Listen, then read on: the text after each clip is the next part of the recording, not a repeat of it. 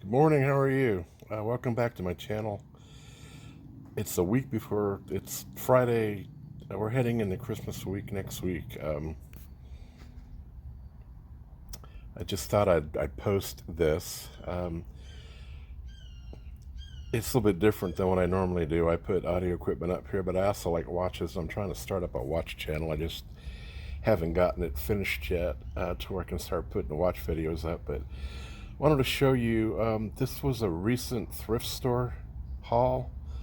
It wasn't at Goodwill. You can't find this kind of stuff at Goodwill. It was a small, out of the way thrift store where they didn't think everything that was in there was worth $1 million. But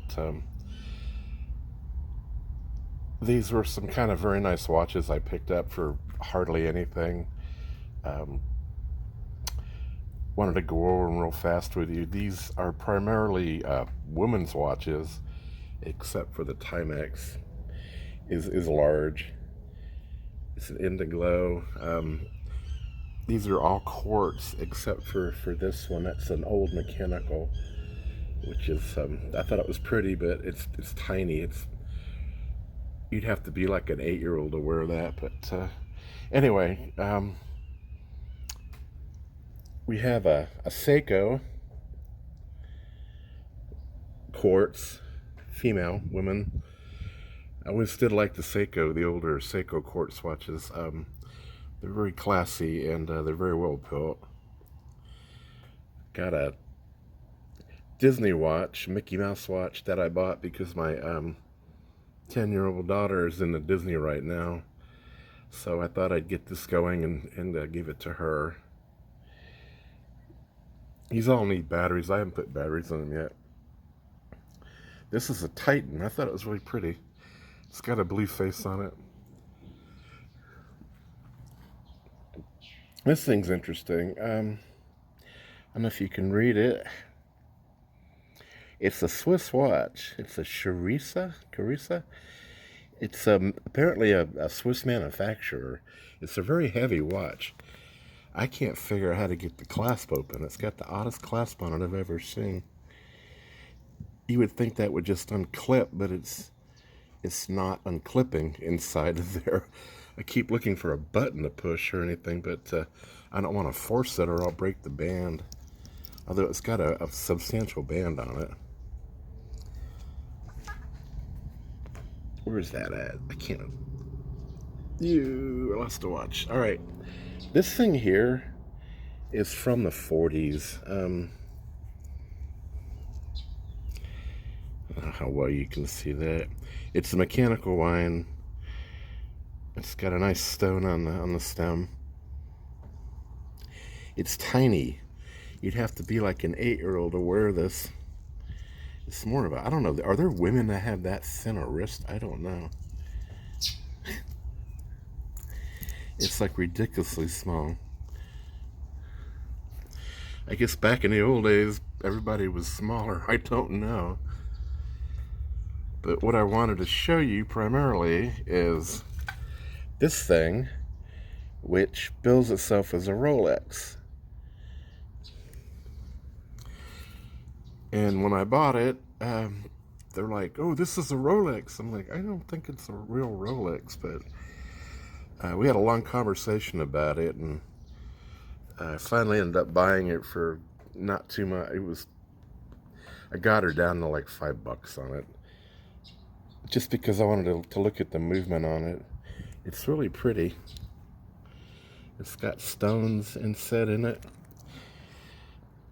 You see that? It says Rolex. Oh. Water-resistant quartz. Now, Rolex actually made a watch that looked like this for women.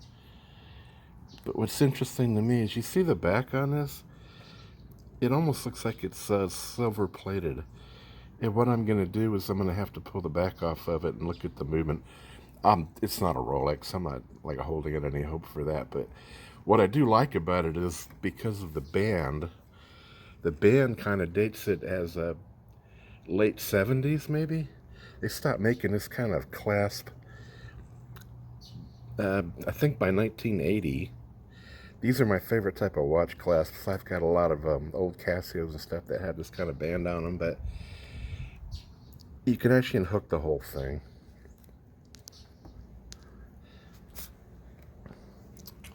You know, one of the things about buying a watch, you have to like look at the whole thing. I mean, there's a lot of really crappy watches out there for sale at the thrift store, but and I like this one quite a bit. Wish I could focus in close enough to. It kind of intrigues me because it's marked with a Swiss. It says the movement Swiss, the manufacturer Swiss, and it's really, really heavy. So I think it's actually kind of a nice watch.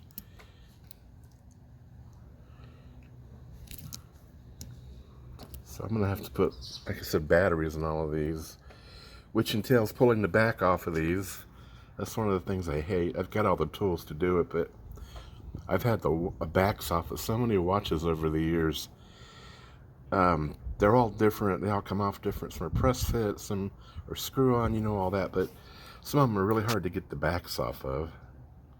You have to kind of figure out how to do it without scratching the back. And what I do is I put it into a Ziploc bag, and then I work through the Ziploc bag with the plastics on top. And that seems to keep me from scratching the backs on these, but here's the back of the Seiko.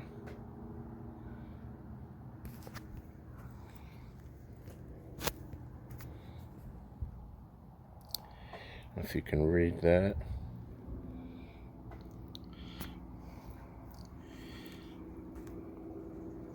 Anyway, this one here, I'm gonna pull the back off of it and see what the movement's marked as.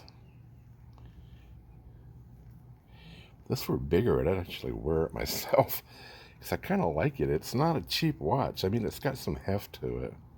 There's no marking on the back whatsoever.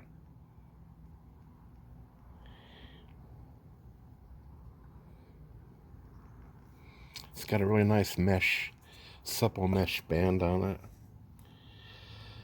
So that's where we're at on this. This thing actually, it's a Westfield. I did some research on this, and I believe it was a company that had been around for a long time in the early 1900s, and I think Bulova bought them out, and they were selling in the 40s for like $12.95.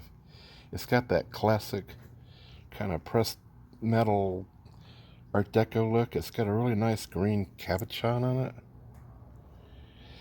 It's mechanical, but it's dirty, so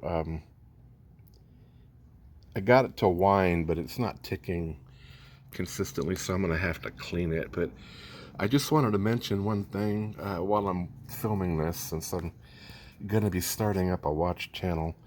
I will be posting them separately from my audio thing, but if I hear one more person say that a watch is overwound, I'm probably going to like punch myself in the face.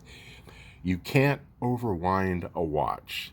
If you took a pair of pliers and you grabbed hold of the stem and you twisted it until the stem broke off, then you just overwound the watch.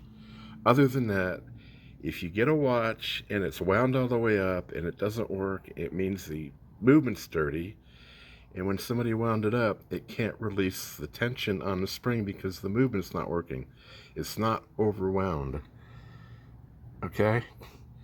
Don't ever let anybody tell you, oh, it's just overwound. There's nothing broken inside. It's just dirty. So, okay, I'm not going to pad this out too long, but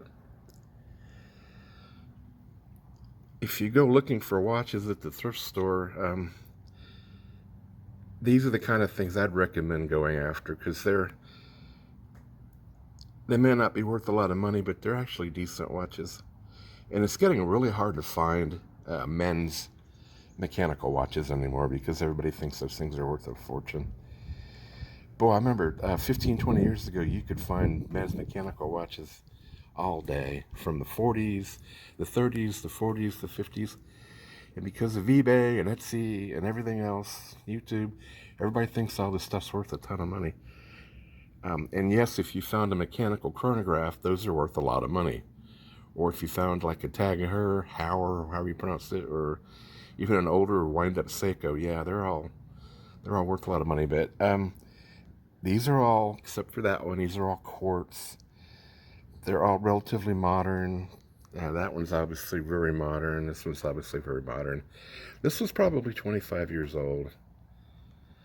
I think this is from the 70s, really do, because of the band. And I have no idea about this one. But it looks modern. It's quartz. What are you going to do? All right. Well, that's what I got. If you like this video, subscribe. I'm 1 subscriber away from 300 subscribers. That was kind of a goal. It should happen any day now. I'll do another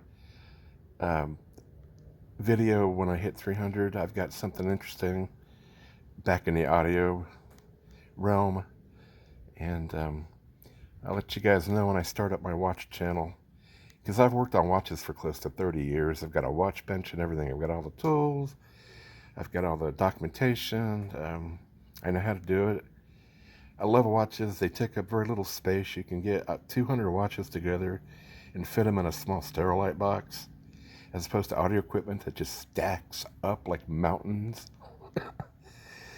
Okay, well, thanks for watching, and I will, when I take the back off of this, I'll post a short video of it to show you guys what's actually in there. Maybe surprise, maybe it's real Rolex. Who the hell knows? I'm not a Rolex expert.